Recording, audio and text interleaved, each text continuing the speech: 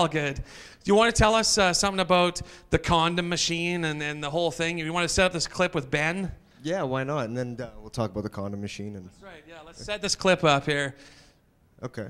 Well, this next clip is with Ben, and it's he's one of the good guys. He's actually my buddy in the film. He's about to have sex. He's about to have sex, but he forgot his condom, and so he's on his way to the washroom where there's a condom machine. It has various condoms in there, and this is what happens to him. Where he comes to his inevitable death. That's right.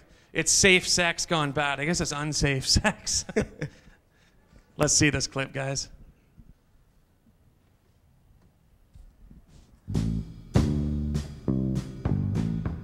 Bowling pins sitting under this like umbrella, and it says pina colada, and they're drinking pina coladas. You flip it upside down, it looks like these eyes with a smiling evil face.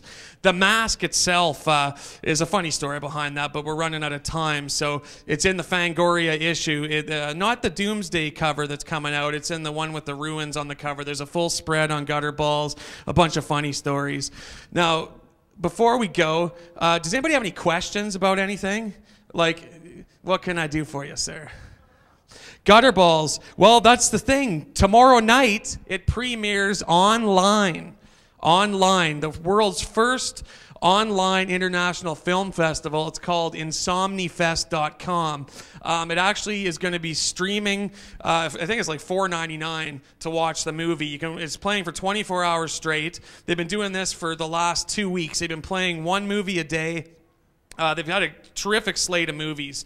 Gutter Balls premieres tomorrow for $4.99 if you want to check it out, and it's uncut glory because there's some scenes in there that I can't show here. It's too much. I'd get arrested and hauled off.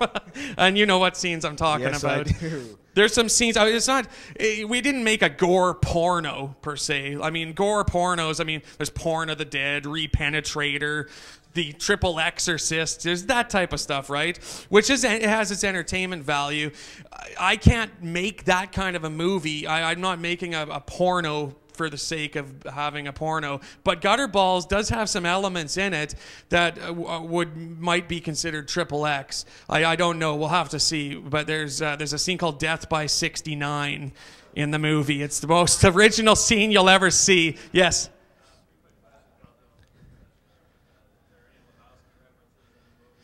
Well, you know what? I'm a fan of Big Lebowski. I mean, that whole Gutter Balls, that's his dream sequence, right? So, you know, I would have to say that you'll see. I love the Coens brothers. I love their movies. Their Old Blood Simple, Miller's Crossing. I mean, their new movie gave me hope that they haven't lost it. I mean, I saw Lady Killers and I said, what the hell am I watching here? This isn't the Coen brothers I know. So you'll see some Coens brothers stylistic elements in there. Like I'm trying to put in, I just love movies from the 80s and stuff. I try to put in elements of like different directors' like styles that I love, you know. So I have a little bit of my own style, I would say, but I'm still learning how to make movies. But there's guys I love. And so yes, you'll see something in there, but I don't think it's from the Big Lebowski. It'd be more like Hudsucker Proxy or something, you know, something more obscure. Any last questions before we... Yeah, sorry.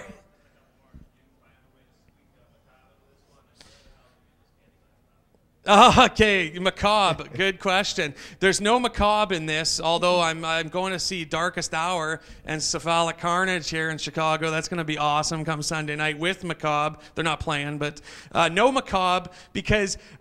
The music that you hear in Gutter Balls, Loverboy, Trooper, April Wine, BTO, Chilliwack, all these great Canadian bands, okay?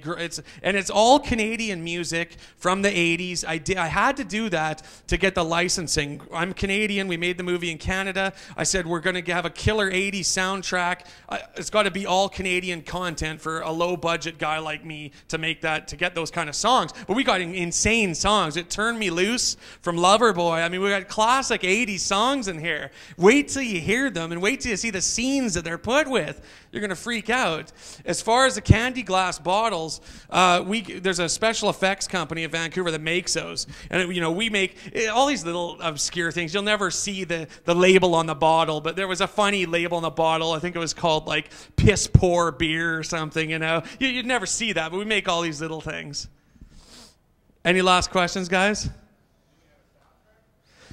The soundtrack we're working on, it's a very tough licensing issue. When you put music in movies, you can get a 7-year license, and it costs a bit of money depending on the artist. The soundtrack, when you go to sell it in stores, it's a whole different ball game. But I would love to do it, and that's something that we're talking about.